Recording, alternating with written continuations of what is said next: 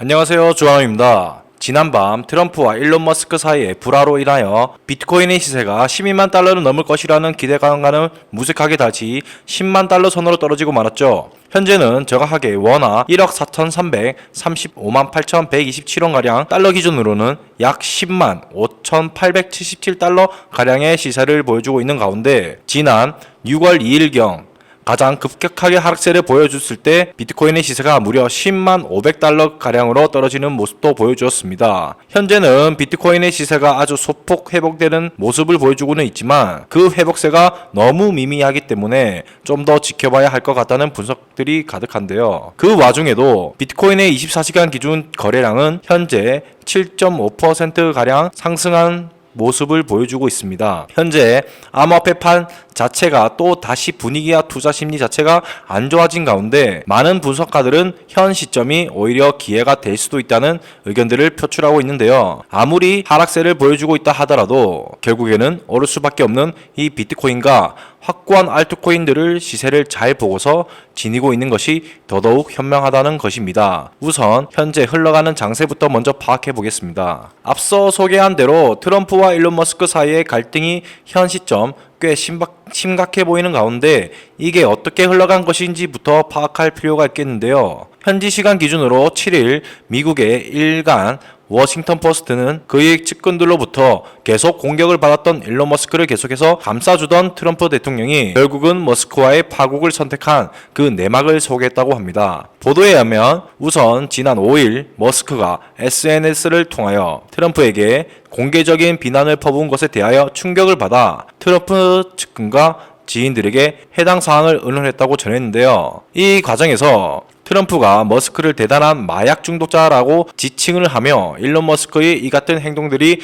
약물의 영향인 가능성을 팽팽하게 전달했다는데요. 정무적 감각도 없이 파격적인 정책들을 무작정 밀어붙이는 일론 머스크의 일처리 방식들로 백악관 참모들은 이미 진작에 그로부터 등을 돌렸으며, 끊임없이 구설수와 논란들을 불러일으키던 머스크와 땅한 거리를 두던 트럼프도 그가 선을 넘자 폭발했다고 한 것입니다. 이에 더하여 지난 4월 1일 치러진 위스콘신주 대법관 선거에서 머스크가 관세 정책들을 놓고서 대통령의 무역 정책팀과도 갈등을 빚고, 더하여 4월 중순에는 머스크가 베산트 장관과 백악관 한복판에서 욕설과 주먹다짐과도 가까운 싸움을 벌였다는 사실까지 밝혀졌는데요. 이러한 대규모 사건들이 벌어지자 비트코인과 알트코인의 시세가 장중 뚝 하고 떨어지며 비트코인은 심지어 10만 달러 아래까지도 떨어질 뻔했다는 사실이 드러난 것입니다. 이 말도 안 되는 트럼프 머스크 싸움판에 미국의 증시와 암호화폐판 모두 충격을 받은 것 듯이 하락세를 일제히 보여줬는데요. 우선 테슬라의 주가가 무려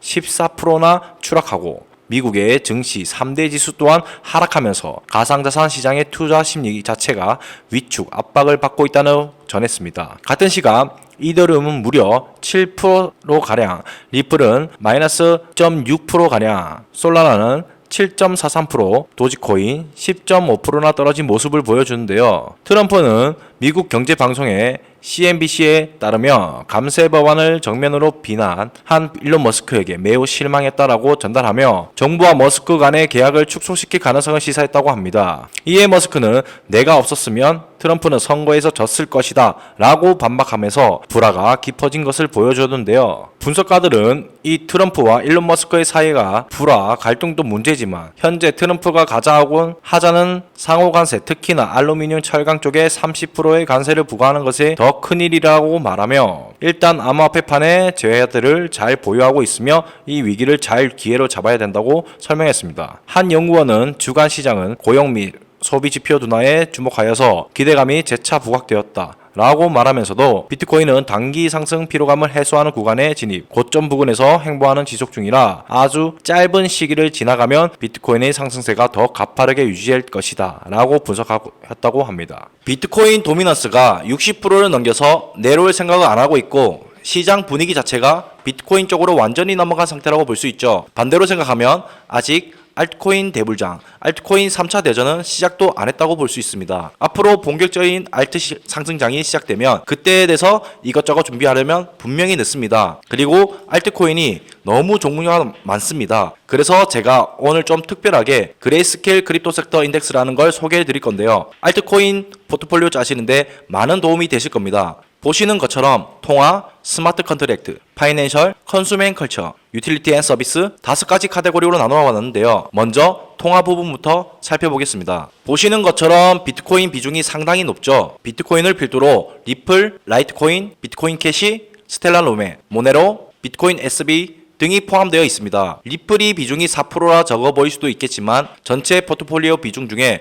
통화 부분이 65%로 가장 큰 비중을 차지하는 섹터고, 빅개똥이나 스텔라 롬의 비중을 보시면 아시겠지만 리플한테 통화 부분에서 4% 비중을 그레이스케일에 할당했다는 건 결코 적지 않은 비중이라는 걸 알 수가 있습니다. 다음으로 스마트 컨트랙트 부분입니다. 당연히 이더리움이 가장 비중이 크고요. 솔라나, 카르다노, 트론, 톤, 폴리고, 폴카다 순으로 이름을 올리고 있습니다. 발표된 지 시간이 좀 지난 자료라 지금은 톤 코인의 비중이 좀 올라갔을 거라고 추측됩니다. 최근에 바이낸스에서도 톤 생태계 코인들을 계속해서 상장하고 있는 걸 보면 개인적으로 톤 생태계가 조만간 사고를 한번 치지 않을까 기대가 됩니다. 다음으로 파이낸셜 부분입니다. 바이낸스 코인 본부가 압도적인 비중으로 1위를 차지하고 있고요. 그 뒤로 여러가지 덱스 코인들이 이름을 올리고 있네요. 유니스왑, 크립토닷컴, 메이커, 에이브, 인젝티브 프로토콜, 토르체인 등이 있습니다. 컨슈머 앤 컬처 부분입니다. 밈코인의 양대 산맥 도지코인과 시바이누가 나란히 1, 2위를 하고 있고요.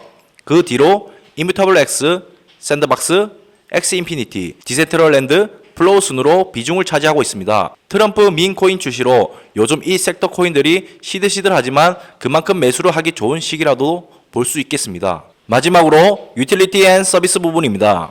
제가 개인적으로 펀더멘탈적으로 상당히 기대가 된다고 말씀드렸던 체인링크가 1위로 이름을 올리고 있고요. 그 뒤로 파일코인, 라이도다오, 퀀트, 비체인, 더 그래프, 렌더 같은 AI 섹터 코인들이 주로 포함되어 있습니다. 알트코인 포트폴리오 고민하실 분들은 이거 참고하셔서 곧 찾아올 알트코인 대상증장 잘 준비하셨으면 좋겠고요. 여기에 인덱스에 공개적으로 나와 있는 코인들 외에도 그레이스케일이 정말 큰 자금을 움직여서 티 안 나게 매집을 하는 코인이 하나 있는데요. 비트코인 현물 ETF가 승인이 되고 나서부터 줄곧 그레이스케일의 GBTC에서 자금들이 순유출되었다는 걸 다들 아실 텐데요. 그 엄청난 자금들이 다 어디로 갔을까요? 저희 팀이 많은 시간을 들여서 온체인 데이터와 지갑들을 하나하나 추적해서 드디어 그레이스케일과 DCG 그룹의 비밀 지갑을 찾아냈습니다. 이 비밀 지갑에 들어있는 알트코인들이 궁금하시다면 010-9503-8839